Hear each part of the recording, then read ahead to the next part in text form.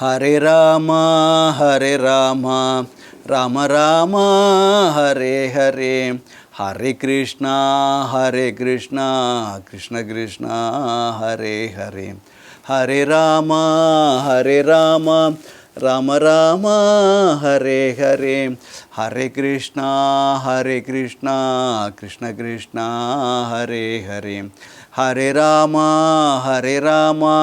ராம ராமா ஹரே ஹரே ஹரே கிருஷ்ணா கிருஷ்ண கிருஷ்ணா ஹரே ஹரே கிருஷ்ணாய வாசுதேவாய ஹரயே பரமாத்மனே பிரணதக்லேசநாசாய கோவிந்தாய நமோ நமः கிருஷ்ணாய வாசுதேவாய தேவகீ நந்தனாய ச நந்தகோபகுமாராய கோவிந்தாய நமோ நமः நாம சங்கீர்த்தனம் யஸ்ய சர்வ பாப பிரணாசனம் பிரணாமோ துக்க சமணஹ தன்னமாமி ஹரிம் பரம் கலயே சுந்தராகாரம் சதைக பிரியதர்ஷனம் அஞ்ஞான நாசகம் தேவம் சத்குரு முரளீதரம் ஸ்ரீஹரயே நமஹ ஸ்ரீஹரயே நமஹ ஸ்ரீஹரயே நமஹ கோபிகா ஜீவனஸ்மரணம் கோவிந்தா கோவிந்தா சத்குருநாத் மகாராஜ் கி ஜெய்.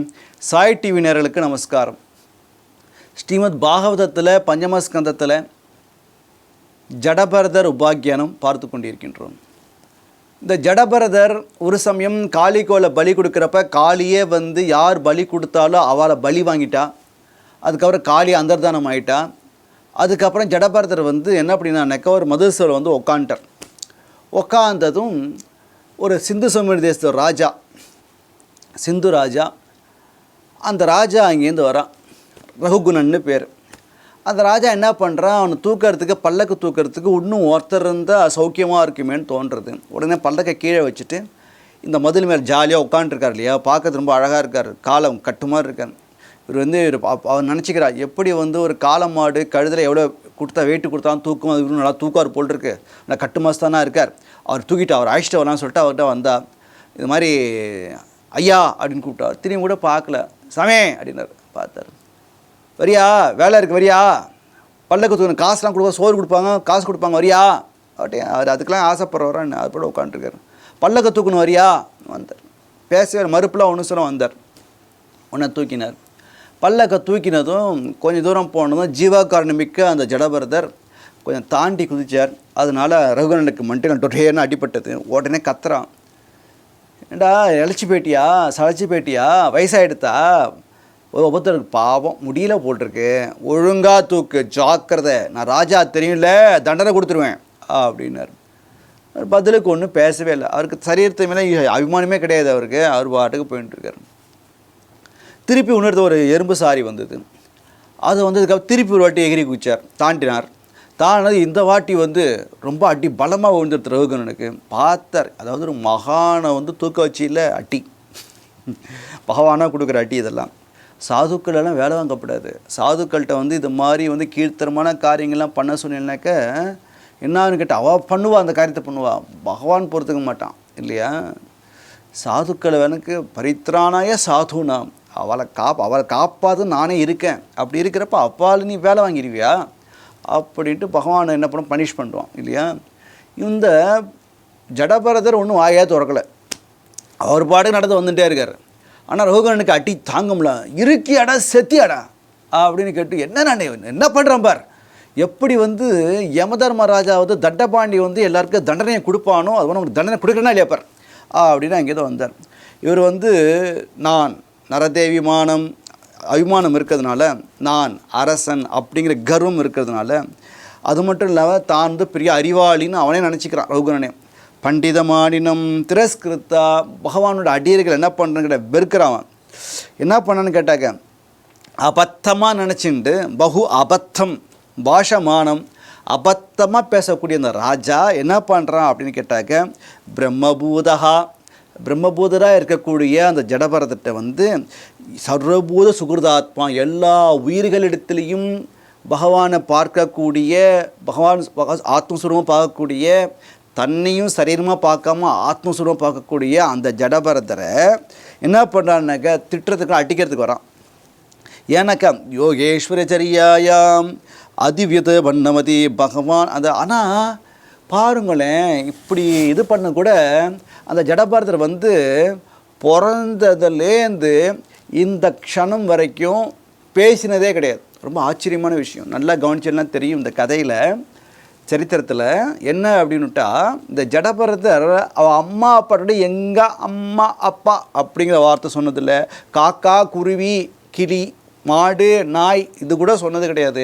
அவள் பெத்த அப்பா அம்மாட்ட கூட பேசாதவர், அந்த அளவுக்கு வந்து தன்னோட இந்திரியங்களை பந்து பண்ணவர் ஒரு பிரம்மஞானி. இப்போ ஃபஸ்ட் டைம் பர்ஹாப்ஸ் பேச ஆரம்பிக்கிறார். எதனால் பேசுகிறான்னு கேட்டாக்க, அப்போ இது இவர் இப்போ பேசுகிறாருனாக்க முன்னாடியே அந்த நரபலி கொடுக்க வந்தாலே அப்போயே பேசி வெட்டாதீங்கன்னு சொல்லியிருக்கலாமே, அப்போ ஏன் பேசலைனாக்க, அப்போ அங்கே இருக்கிற மக்கள்லாம் ரஜோகுணத்தோடு இருக்கா. அந்த ஜனங்களுக்கெல்லாம் ரஜோகுணம் ஜாஸ்தியாக இருக்குது. அவள்கிட்ட வந்து சத்தியத்தை பேசினா எடுபடாது. ஒரு அசத்துகளாக இருக்குது, நாஸ்திகம் பேசிகிட்டு இருக்கா. அவள்கிட்ட போய்ட்டு ஆஸ்திகத்தை பேசலாம், அவள் வந்து வேணான்னு விடாப்பிடியாக தான் பிடிச்ச முயலுக்கு 3 காலு தாங்கிற மாதிரி இருக்கிறவள்கிட்ட போய்ட்டு நம்ம என்ன பேசினாலும் வேலைக்கு ஆகாது. அதனால் அவள் வந்து அவள் சொல்கிறது தான் ரைட் அப்படின்னு விதண்டாவாதம் பண்ணவாள்கிட்ட போய்ட்டு நம்ம வந்து எதையும் சம்பாஷணம் பண்ணி டயத்தை வேஸ்ட் பண்ணக்கூடாது. அதனால ஜடபரதர் என்ன பண்ணான்னு கேட்டாக்க, அந்த இடத்துல பேசவே இல்லை. தனக்கு உயிருக்கு ஆபத்து, அதாவது உயிருக்கு ஆபத்து ஏற்படுற டயத்தில் கூட பேசாதவர் இப்போ அடிக்கிறான்னு சொன்னால் அதுக்காக பயந்துட்டு பேசுவாரான்னு கேட்டால் அதனால் கூட பேசலை. எதனால் பேசினான்னு கேட்டாக்க, இந்த ரகுகுணன் எதுக்காக போயின்னு இருக்கான் அப்படின்னு கேட்டாக்க, அங்கே பக்கத்தில் வந்து ஒரு ஆசிரமத்தில் ஒரு ஸ்பீச் இருக்குது. அந்த ஸ்பீச்சை வேதாந்த ஸ்பீச் இருக்குது. சரீரத்தை பற்றியும் ஆத்மாவை பற்றியும் சொல்லக்கூடிய கபில வாசுதேவரை தேடி போயின்னு இருக்கான். கபில வாசுதேவக்கூடிய ஒரு லெக்சரை கேட்குறதுக்காக, அவர் தரிசனம் பண்ணுறதுக்காக போயின்னு இருக்கேன். இப்போலாம் எல்லாம் இதுக்கு போகிறா இல்லையா, மியூசிக் காவணி போகிறா இல்லையா, இது மாதிரி பகவத்கீதா கிளாஸு, அந்த உபதேசம் அது கேட்கறதுக்காக நிறைய பேர் போகிறா இல்லையா. ஆனால் ஆச்சரியம் பாருங்கோ, அந்த சபாவில் வந்து பேசக்கூடியவர் வந்து எல்லாம் உட்காந்துருப்பா இல்லையா. என்ன சொல்கிறானாக்கா, பகவத்கீதை சாரம் என்னென்னு கேட்டாக்கா, நீ இந்த சரீரம் கிடையாது, அழியாத ஆத்மஸ்வரூபம், அதை எம்பசைஸ் பண்ணுறதுக்காக தான் பேசிகிட்டு இருப்பார் இல்லையா. கரண்ட்டு கட் ஆகிடுச்சுன்னு வச்சுங்களேன், ஏசி வேலை செய்யலை, லேட்டுனாக்கா ஒரே ஷெல்ட்ரியாக இருக்குது. வந்து கேட்குறவாளும் சொல்லுவாள், பேசுகிறவாளும் சொல்லுவாள் இல்லையா. ஆனால் பேசுகிறது என்னன்னாக்கா, நான் சரீரம் இல்லை, அழியாத ஆத்மஸ்வரூபம் இதையே பேசின்னு இருப்பா. ஆனால் கரண்ட்டு கட் ஆகிடுச்சுன்னா என்ன சொல்லுவாங்க, கரண்ட்டு கட் ஆகிடுத்த, ஏசி இல்லையே, ஃபேன் இல்லை, ஜென்ரேட்டர் இல்லையா சொல்லுவோமா. கேட்குறவாளும் அதுக்கு தானே வரா. அது மாதிரி இந்த கேட்க வர கேஸ்லாம் எப்படி இருக்குது, எல்லாம் காரில் வருவா, இப்படி தான் வருவா இல்லையா. அது மாதிரி இவர் பல்லக்கில் வர ராஜாவாக இருக்குது, அந்த காலம் கார் கிடையாது, பல்லக்கில் வந்துட்டுருக்கான். அவன் ஆக்சுவலாக வந்து உபதேசம் வாங்கிறதுக்காக தான் போயின்னு இருக்க ரகுகுணன் கபில வாசுதேவர்கிட்ட. போகிற இடத்துல இப்போ இந்த ஜடபரதர் நினச்சார், இவனுக்குனோட நோக்கம் நல்ல நோக்கமாக இருக்குது, ஆனால் கொஞ்சம் மமதை இருக்குது, நான்கிற கர்வம் இருக்குது, அதனால் இவன்கிட்ட பேசலாம் அப்படின்ட்டு சொல்கிறார். ஹே வீரா, ஒரு சம்போதனைங்க, ஏ வீரனே, பர்த்து பாரகா, சுமக்கிறவனுக்கு சுமம் உண்டு. யார் சுமக்கிறாளோ அவளுக்கு அந்த வெயிட்டு கண்டிப்பாக உண்டு. உனக்கும் வந்து எங்கே போகணுன்னு ஒரு மார்க்கம் தெரியறது, அங்கே போகிறதுக்கு உனக்கும் அந்த இது இருக்குது, எங்கே போய் சேரணும் அப்படிங்கிற ஒரு லட்சியம் உனக்கு இருக்குது. அதனால் வந்து என்கிட்ட வந்து எனக்கு எங்கே போகணுங்கிற நோக்கமும் கிடையாது, இது வெயிட்டாக இருக்குங்கிற எண்ணமும் எனக்கு கிடையாது. ஏன்னா நான் அந்த சரீரமே கிடையாது. இருக்கியாடா செத்தியாடான்னு கேட்டியே, எது இருக்கிறது எது செத்தது, நல்ல கேள்வி இல்லையா அது. இருக்கியாடா செத்தியாடான்னு கேட்டாக்க அதுக்கு கொடுக்குற பதில், இருக்கிறதுங்கிறது எது, செத்ததுங்கிறது எது. இருக்கிறது சாகிறதுங்கிறது எதுக்குன்னாக்க இந்த சரீரத்துக்கு தான். இந்த சரீரம் தான் இன்றைக்கி இருக்குது. வயசாக ஆக ஆக ஒன்று ஒன்றா வந்து அதோட இது வந்து குறைஞ்சிட்டே வருது, சக்தியானது குறைஞ்சிட்டே வருது. காலப்போக்கில் வந்து முடியாமல் படுத்த படுக்கே ஆகிடுறேன். அப்போ அந்த சரீரம் தான் சாகிறதே தவிர ஆத்மா வந்து எப்பயுமே அது எல்லா இடத்துலையும் இருக்குது, அதுக்கு சாவுங்கிறதே கிடையாது. நம்ம பர்த்டே கொண்டாடுறோம், பர்த்டே எது கொண்டாடுறோம், சரீரம் இருந்தால் தான் பர்த்டே இல்லையா. பர்த்டே பர்த்டே பர்த்டே பர்த்டே கொண்டாடிட்டுருக்கோம். பகவான் ரமணர்கிட்ட வந்து ஒருத்தர் கேட்டாராம், இதை மாதிரி உங்களோட ஜெயந்தி வருது விமர்சையாக கொண்டாடணும் அப்படின்னதும் ரமணர் வேணான்னு சொல்லிட்டார். இந்த சரீரத்துக்கு எப்போ தளலான்னு உட்காந்துருக்கோம், இது அழியக்கூடிய சரீரத்துக்கு எதுக்கு பிறந்த நாள் ஃபங்க்ஷனை வேண்டி கிடக்கு அப்படின்ட்டு சொன்னதாக சொல்லுவாள். அதனால் வந்து மகான்கள்லாம் அந்த சரீரத்தை வந்து அந்தளவுக்கு வந்து ஒரு இம்பார்ட்டன்ஸாக கொடுக்க மாட்டான். இவர் சொல்கிறார், எப்பா எனக்கு வந்து ரெண்டுமே இல்லையே, சுமக்கிறோம் அப்படிங்கிற அந்த இதுவும் இல்லை, கவலையும் இல்லை, எங்கே போய் சேரணும் அப்படிங்கிற எண்ணமும் எனக்கு இல்லை. உனக்கு தான் இருக்குது, நான் எங்கே இந்த இடத்துக்கு போகணும் அந்த இடத்துக்கு போகணுங்கிற எண்ணம் உனக்கு தான் இருக்கே தவிர எனக்கு அதெல்லாம் ஒன்றும் கிடையாது அப்படி சொல்கிறார்.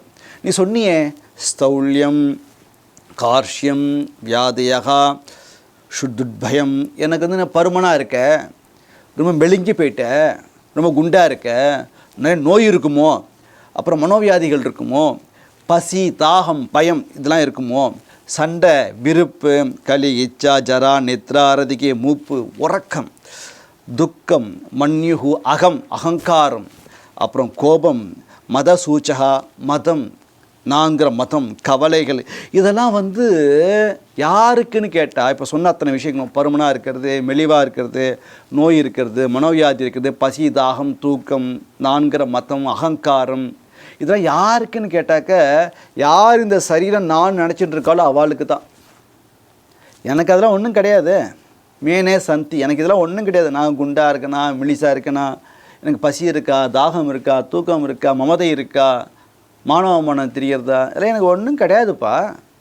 எப்போ நீ வந்து என்னை கேட்காம நீ வந்து தூக்கலான்னா தூக்கிட்டு வந்துட்டுருக்க, அதை நீ புரிஞ்சிக்க வேண்டாமா? எனக்கு அதில் நான் இல்லைன்னா நான் தூக்க மாட்டேன்னு சொல்லியிருப்பேனே, எனக்கு இதில் இன்ட்ரெஸ்ட் கிடையாது, ஏதோ தூக்கம் தூக்கிட்டு போயிட்டுருக்கேன். அதனால் நான் உயிரோடு இருக்கிறப்பயே இறந்து போனதான் நினச்சிட்டு இருக்கேன். ஏன்னா இந்த உடல் வந்து மாறுபாட்டுக்கு உட்பட்டது. அதனால் வந்து இது பிறக்கிறது இறக்கிறது இறக்கிறது பிறக்கிறது. ஆனால் ஆதியாக இருக்கக்கூடிய ஆதி சொரூபம் இருக்கே, அதுக்கு வந்து பிறக்கவும் இல்லை, இது இறக்கிறதும் கிடையாது. அது வந்து இதெல்லாம் விதிவசத்தால், இந்த சரீரம் வந்ததே ஒரு விதிவசத்தால் ஏற்பட்டது. இந்த சரீரம் எடுத்திருக்கேன் இல்லையா, ஏதோ விதி எடுத்திருக்கும். அதனால் கிருத்தியோகா உச்சதே சொல்கிறார். இந்த விதிவசத்தால் ஏற்பட்ட சரீரத்துக்கு ஒரு உபாதைன்னு சொன்னாக்க அதுக்கு எனக்கு என்ன சம்மந்தம், ஆத்மாவுக்கு என்ன சம்மந்தம்? எனக்கு அதை பற்றி சம்மந்தமே இல்லையே, நான் அதை பற்றி கவலையே படலையே. நீ மேலே வெயிட்டை வச்ச தூக்கிட்டு தானே வந்துட்டுருக்கேன், நான் பதிலுக்கு ஒன்றும் பேசலையே. இதுக்கு முன்னாடி ஒருத்தன் பலி கொடுக்குறான்னு சொன்னால் அப்போட என்ன வெட்டாதீங்கன்னு கூட சொல்லலை. காளியாக வந்தால் யாரோ ஒரு காளி வந்து ஒத்தர காளி வந்தால் அவள் தான் வெட்டிட்டு போனாலே தவிர நான் வந்து காளியை பார்த்தேம்மா காளி என்னை வெட்ட போகிறாமா காப்பாற்றுமா ஒன்றும் சொல்லலை. எனக்கு சரீரம் என்னது கிடையாது, நான் சரீரம் கிடையாதுங்க ரொம்ப திட்டமாக இருக்கேன் சொல்கிறார் அவர். எனக்கு இந்த வேற்று உணர்ச்சியே கிடையாதுப்பா, விசேஷ புத்தேன்றார். எனக்கு விசேஷமான புத்திலாம் ஒன்றும் கிடையாதுப்பா. எனக்கு வந்து நான் எதுவும் பெருசாக ஒன்றும் பார்க்கல. இதில் யார் அரசன் யார், இதில் யார் இது, யார் அடக்கப்படுறது யார், யார் அடக்கிறா, அதனால் நான் என்ன பண்ண முடியும், நான் உனக்கு என்ன செய்யணும்னு சொல்லு அப்படின்றார். எனக்கு வந்து வேறு இன்னும் பெருசாக ரெண்டாவது ஒன்று பார்க்கவே இல்லை. அப்படி பார்க்காதப்ப என்னை வந்து என்ன பண்ணிடும் அப்படின்னு அவர் கேட்குறார். அதனால் வந்து சொல்கிறார், உன்மத்த மத்த ஜடவத்து, யார் வந்து உண்மத்தனாக இருக்காளோ ஜடம் மாதிரி இருக்காளோ அவளுக்கு நீ சொன்னதெல்லாம் பொருந்தாதுப்பா. ஏன்னா இதெல்லாம் வந்து நம்ம விளக்கியாச்சு. ஒரு மாட்டுக்கு வந்து மாலை போட்டு விட்றோம், நல்ல புஷ்பத்தை அழகான புஷ்பத்தால் கட்டின ஒரு மாலை, மாடு கேட்டுச்சா கேட்கல போட்டோம். ஒரு வாரம் ஆச்சு, அந்த மாட்டில் இருக்கிற அந்த மாலையில் இருக்கிற புஷ்பங்கள்லாம் ஒரு நார் மட்டும்தான் இருக்குது.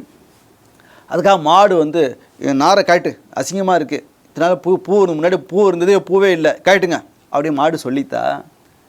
போட்டப்பையும் ஒன்றும் சொல்லலை, அது நாராக போனதுக்கப்புறம் தான் காட்டுன்னு சொல்லலை இல்லையா. ஏன்னா அது மதிக்கவே இல்லை, தன் சரீரத்தை ஒன்று மாட்டியிருக்காங்கிற ஒரு எண்ணமே அது மாட்டுக்கு இல்லை இல்லையா. அது மாதிரி எனக்கு வந்து நான் பைத்தியம் மாதிரி மதம் பிடிச்சவன் மாதிரி அறிவில்லா மாதிரி போயின்னு இருக்க எனக்கு வந்து நீ சொல்கிற இந்த தண்டனைங்கிறது ஏமாத்திரம் அப்படி சொல்கிறது. இந்த நீ யாரை வந்து ரட்சிக்கணுமோ அவனை ரட்சிக்கலை, யாருக்கு சிக்ஷா பண்ணணுமோ அவனை சிக்ஷா பண்ணலை, சாதுக்களை சிக்ஷா பண்ணணும் உட்காண்ட்ருக்கேன் நீனு, நான் அப்படி கிடையாது அப்படின்னு சொல்லிட்டு பிருஷ்ட பேஷகான்றார். நீ வந்து எப்படி பிசஞ்சமாவே திருப்பி பிசஞ்சிட்டே இருப்பாளோ அது மாதிரி என்ன பண்ணிகிட்டு இருக்க, நீ என்ன வேணால் பண்ணிக்கோ, என்ன நான் சரீரமே கிடையாது அப்படின்ட்டு அவர் திருப்பி தூப்பாட்டு அவர் தூக்க ஆரம்பிச்சிட்டார். அவர் வந்து பதிலுக்கு பேசிகிட்டே தூக்குறாரு. இதெல்லாம் வந்து கீழே வச்சுட்டுலாம் பேசலை, சுமந்துண்டே இந்த ஜடபரதர் அவர் கேட்ட கேள்வி என்ன, இருக்கியாடா செத்தியாடான்னு கேட்டார். அதுக்கு அவர் சொல்கிறார், இருக்கிறதுங்கிறதும் சாகிறதுங்கிறது எது அப்படிங்கிற கேள்வி கேட்குறாரு. இந்த சரீரத்துக்கு தான் வந்து இருக்கிறதும் சாகிறதும் உண்டே தவிர ஆத்மாவுக்கு பிறப்பும் கிடையாது இறப்பும் கிடையாது. நான் அழியாத ஆத்மஸ்வரூபத்தில் இருந்துட்டுருக்கேன், ஒரு பைத்தியம் மாதிரி இருந்துட்டுருக்கேன், ஒரு அறிவாளி ஜடம் மாதிரி இருந்துட்டுருக்கேன், எனக்கு நீ சொன்னதெல்லாம் பொருந்தாதுப்பா அப்படின்னு சொல்லிட்டு இன்ஃபேக்ட் வந்து ஒரு வேர்டு யூஸ் பண்ணணும், மிஷ்டபேஷகான்றார். அதான் என்ன அர்த்தம்னு கேட்டாக்க, சும்மா அரைச்சமாகவே அரைச்சின்னு இருக்கேன்னு சொல்லுவா இல்லையா, அது மாதிரி இன்னமா எல்லாரும் மாதிரி பேசுறியே அப்படின்ட்டு அப்படி பேசி ஸ்டாப் பண்ணிட்டார். இதை கேட்டதும் என்ன ஆகிடுது, ரகுகுணனுக்கு பயம் வந்துடுது. அவன் வந்து அதுக்கு அவன் வந்து அந்த அளவுக்கு ஒரு போக்கிரியான ராஜா இல்லை. அவனும் வந்து இது மாதிரி நல்ல விஷயங்களை கேட்கலாமா, யார் வந்து இந்த சரீரம் நான் இல்லை அழியாத ஆத்மஸ்வரூபம்னு சொல்கிறாலோ கண்டிப்பாக இவர் வந்து சாதாரண மனுஷன் கிடையாது, இவர் மகா ஞானி அப்படிங்கிறத தீர்மானம் பண்ணிட்டார். ஆனால் இந்த ஜடபரதர் வந்து உடனே வந்து பல்லக்கு கீழே வச்சுட்டாலும் போவே இல்லை. இவர் பதில் கொடுத்தாரு இல்லையா, திருப்பி சுமந்துட்டே போயிட்டுருக்க. எதுக்காக சுமக்கிறாருனாக்க, இன்னும் எத்தனை நாளைக்கு தீர்க்கணும் இந்த கர்மாவை, இதெல்லாம் வந்து பிராரப்த கர்மா. இந்த ஜென்மம் இந்த சரீரம் எடுத்தாச்சு, இது யாராச்சும் கூட்டணுமா கூட்டட்டும், நீங்கள் பெரிய மனுஷா சொல்லட்டும், அயோக்கிய பைய சொல்லட்டும், மாலையாக போடட்டும், மாலை போடலையா அருவாள் எடுத்து வெட்டட்டும், இல்லை பல்லக்கு சுமக்கணுமோ சுமக்கிறோம், பழசை கொடுக்குறாளா சாப்பிட்றேன், இப்படியே போய்ட்டு இதுக்கு லட்சியமே பண்ணாமல் இருக்கிறவாள்கிட்ட என்ன பேச முடியும். அதனால் அவர் பாட்டு வந்துட்டுருக்கார். ஆனால் இந்த ரகுகன் என்ன பண்ணார், ஸ்ரத்தை இருக்கிறவன் தான் அவன், ஸ்ரத்தையா சம்யக், நல்ல ஸ்ரத்தையோடு இருக்கிறவன் தான். அவனுக்கு வந்து இதெல்லாம் வந்து கேட்டதுமே அவனுக்கு வந்து கர்வம் போயிடுது. ரகுகன் இது மாதிரி வார்த்தைகள்லாம் கேட்டதும் இதெல்லாம் கேட்டதில்லை. ஒரு சாதாரண போகியாக இருந்தால் அப்படி பேச மாட்டான், சாதாரண மனுஷனாக இருந்தால் அது மாதிரி பேச மாட்டான். ஐயா ராஜா என்ன அடிச்சதிங்க ராஜா, தெரியாமல் பண்ணிட்ட ராஜா, சரியாக தூக்குற ராஜான்னு சொல்லுவான். ஆனால் அதெல்லாம் பேசாமல் தத்துவத்தை பேசுகிறதுனால அவன் புரிஞ்சுட்டான் ரகுகுணன், இது உண்மையிலேயே வந்து இவர் வந்து சாது தான் அப்படின்னு பண்ணிட்டு என்ன பண்ணால், டப்புன்னு கீழே இறங்கி ஷமாபயன்னு சிரசா பாதம் மூலம் தன் சிரசுனால அவருக்கு நமஸ்காரம் பண்ணி மன்னிப்பு கேட்டுட்டு சொல்கிறான், சுவாமி இப்போ வந்து இருக்கியாடா செத்தியாடான்னு கேட்டால் அதே வாய் இப்போ பேசுகிறது அவர் பார்த்து, சுவாமி இங்கே யார், நான் உங்களுக்கு அபச்சாரம் பண்ணிட்டேனே, என்னை மன்னிச்சிங்கோ, தெரியாமல் பண்ணிட்டேன், தெரிஞ்சதை நான் பண்ணியிருக்க மாட்டேன், நான் ஏதோ நீங்கள் சாதாரண போகின்னு நினச்சிட்டு உங்களுக்கு தப்பாக பேசிட்டேன், என்னை மன்னிச்சிங்கோ. நீங்கள் வந்து பிராமணாளுக்குரிய பூனலை போட்டுருக்கேள், நீங்கள் தத்தாத்திரேயர் சில அவதூதெல்லாம் இருக்கா, அவெல்லாம் இப்படி தான் சஞ்சாரம் பண்ணுவான்னு கேள்விப்பட்டிருக்கேன். கதம் அவதூதகா, நீங்கள் யாரை சேர்ந்தவர், நீங்கள் இது என்ன காரணத்துக்காக இப்படி இருக்கேள், நீங்கள் இதை கூப்பிட்டா நீங்களும் வந்துட்டேலே ஒன்றும் பதிலே பேசாமல், நான் வரமாட்டேன்னு நீங்கள் சொல்லியிருக்கலாமே, வேறு ஆள் தேடி இருப்பாளே அவ. எப்போ நீங்கள் வந்து உங்கள் சரீரத்துக்கு இம்பார்ட்டன்ஸ் வந்துட்டாலும் நீங்கள் பெரிய ஞானியாக தான் இருக்கணும். நான் நினைக்கிறேன், நான் வந்து கபல முனிவர் ஆசிரமத்துக்கு தான் போயின்ட்டுருக்கேன், அந்த யோகத்தை பற்றி தெரிஞ்சுக்கிறதுக்காக உபதேசம் வாங்குறதுக்காக போயின்ட்டுருக்கேன். அவர் வந்து தன்னோட சீடர்களை வந்து டெஸ்ட் பண்ணுவார்னு கேள்விப்பட்டிருக்கேன். அதனால நீங்கள் தான் கபில முனியா, என்னை டெஸ்ட் பண்ணுறதுக்காக இந்த ஒரு காரியம் பண்ணுறேடா, என்னை மன்னிச்சுங்கோ. நான் வந்து எதுக்குமே பயப்பட மாட்டேன், நான் ராஜா சக்கரவர்த்தி, எதுக்கும் பயப்பட மாட்டேன். ஏன்னாக்க சுரராஜ வஜ்ராத், தேவேந்திரனோட வஜ்ராயுதம் இருக்குது பார்த்தீங்களா, அது கூட நான் பயப்பட மாட்டேன், அதை பற்றி எனக்கு பயமே கிடையாது. அப்புறம் பரமேஸ்வரன் கேள்விக்க சூலம் இருக்கு இல்லையா, அது கண்டு எனக்கு பயம் கிடையாது. வஜ்ராயத்தை கண்டு நான் பயப்பட மாட்டேன், பரமேஸ்வரன் வச்சுட்டு இருக்கிற சூலாயத்தை பார்த்து நான் பயப்பட மாட்டேன். யமஸ்ய தண்டாத், யமனோட தண்டம் இருக்கே அதற்கும் எனக்கு பயம் கிடையாது. அது மாதிரி அக்னி, சூரியன், சந்திரன், காற்று, குபேரன் அவரோட அஸ்திரத்துக்கு நான் பயப்பட மாட்டேன். பிரம்மகுலாவா மானாத்து. ஆனால் பிராமணாளுக்குன்னு ஏதாச்சும் ஒரு பண்ணிட்டேனாக்கா அவளுக்கு நான் பயப்படுறேன். ஏன்னா அதை பற்றி ரொம்ப நடுக்கிறேன். ஏன்னா பிராமணால் ரொம்ப மதிக்கிறவன் சுவாமி, நான் தெரியாமல் பண்ணிட்டேன், எனக்கு எதை கண்டு பயம் கிடையாது. ஆனால் ஒரு பிராமணாளுக்கு வந்து ஒரு தப்பு பண்ணிட்டோம், அபச்சாரம் பண்ணிட்டோம், அதான் நான் பயப்படுறேன். அது விளைவுகள் வந்து மோசமாக இருக்குன்னு எனக்கு தெரியும். பிராமணன்ட்ட கொஞ்சம் விளையாண்டோன்னு சொன்னாக்கே எனக்கு வந்து மோசமான விளைவு ஏற்படும் நல்லா தெரியும்.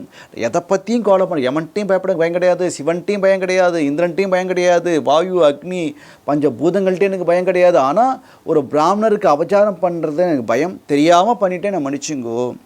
அதனால் அசங்கஹா, பற்றற்று இருக்கேலே, நீங்கள் ஞானசக்தி உள்ளே வச்சுட்டு இருக்கேலே, நீங்கள் எனக்கு வந்து நீங்கள் பெரிய ஞானிங்கிறதுனால மறுக்கவே முடியாது. மனசாபி பேத்தும், என்னால் வந்து நீங்கள் பேசின வார்த்தைகளை வச்சு பார்க்குறப்ப நீங்கள் வந்து யோகின்னு புரியறது, உங்கள் நிலைக்கு என்னால் வர முடியாது, என்னை மன்னிச்சுங்க, தெரியாமல் பண்ணிட்டோம். நானும் வந்து கபில தேடி தான் போயின்ட்டுருக்கேன். பரமம் குரும் முனினாம் ஓகேஸ்வரம் ஞான கலாவத்தியம், ஞானத்தின் அம்சமாக இருக்கக்கூடிய கபிலவாசரை தேடி தான் நானும் போயின்ட்டுருக்கேன். சாக்ஷாத் ஹரி, அதுக்கு தான் நான் போயின்ட்டுருக்கேன்.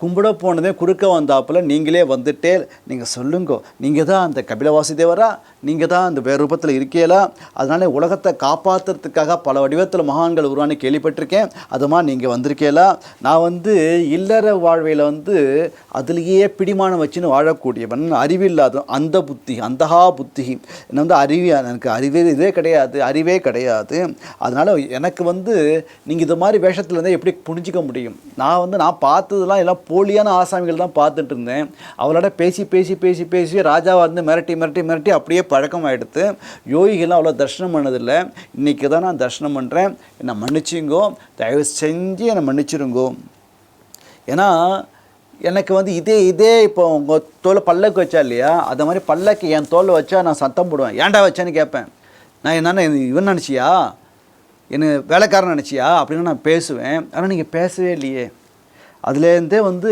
நான் ஊகிச்சிக்கிறேன் நீங்கள் பெரிய மகாத்மா அப்படிங்கிறது, அதனால் வந்து என்ன பண்ணேன்னாக்க, அதாவது ஒரு குடமே இல்லாத ஒரு பொய்யான குடத்தில் எப்படி ஜலத்தை எடுத்துகிட்டு வர முடியும், அது மாதிரி இந்த உலக விவகாரத்தெல்லாம் வந்து பொய்ன்னு தெரியறது, தெரிஞ்சும் அதை நாங்கள் பண்ணின்னு இருக்கோம், எல்லாம் மாயை, இப்போ பிரபஞ்சமே மாயன்னு நல்லா தெரியறது, தெரிஞ்சு என்ன பண்ணின்னு இருக்கோம் அப்படின்னு கேட்டாக்க அந்த காரியத்தை பண்ணின்னு இருக்கோம்.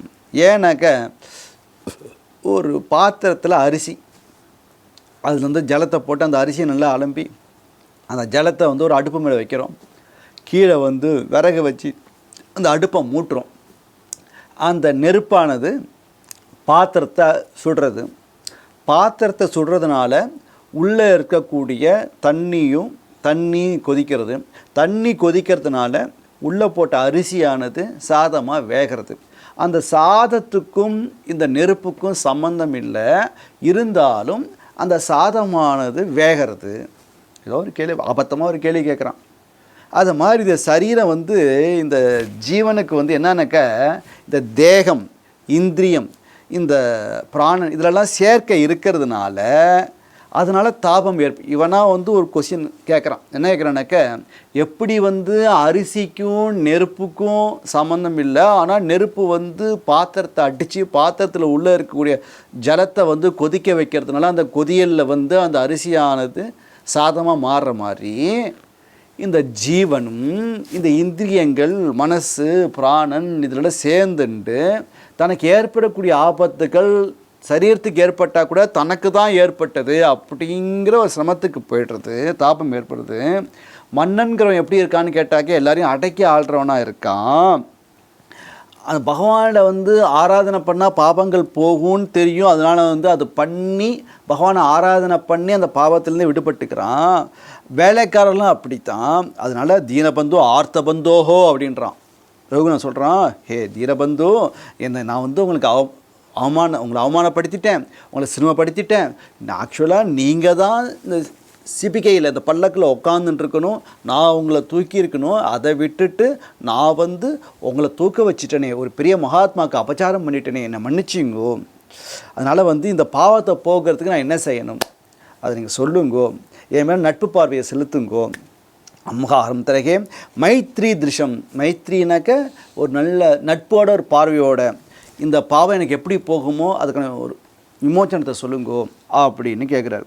அதனால் நீ யாருன்னு கேட்டால், யோகியெல்லாம் யார் அப்படின்னு கேட்டாக்க, நீங்களாம் வந்து எங்களை மாதிரி கிடையாது, நீங்கள்லாம் வந்து எல்லாருக்கும் உற்ற நண்பனாக இருக்கீள், விஸ்வ சுகிருத்து சகசிய, இந்த விஸ்வத்துக்கு உலகத்துக்கே எல்லாருக்கும் உற்ற நண்பனாக ஃப்ரெண்டாக இருக்கேன், அது மட்டும் இல்லாமல் சாமியேன எல்லா இடத்துலையும் ஒரே விதமான ஒரு மனப்பான்மையோடு இருந்துட்டுருக்கேன், ஒரே பார்வையோடு இருந்துட்டுருக்கேன், வீதாபிமாதகா, உங்களுக்கு வந்து இதில் வந்து சரீரத்தில் வந்து அபிமானமே இல்லை உங்களுக்கு, அப்படி இருக்கேன் நீங்கள், நான் வந்து உங்களை வந்து அவமானப்படுத்திட்டேன், அதனால் வந்து நீங்கள் என்ன பண்ணுங்க, நான் மன்னிச்சிருங்கோ, அதனால் நான் வந்து உங்களோட பவர்ஃபுல்லாக இருந்தால் கூட நான் இப்போ ஒரு அபச்சாரம் பண்ணிட்டேன், அதனால் எனக்கு பெரிய ஆபத்து வந்துடும், அதனால் இந்த அபச்சாரத்துக்கே எனக்கு விமோச்சனம் சொல்லுங்கோ அப்படின்ட்டு ரகுகுணன் வந்து அவர் காலில் விழுந்து கதறி கதறி அழறான். உடனே ஜடபரதர் வந்து அவருக்கு வந்து உபதேசம் பண்ண ஆரம்பிக்கிறார். அதை நாளைக்கு பார்க்கலாம். சத்குருநாத் மகாராஜுக்கு ஜெய்.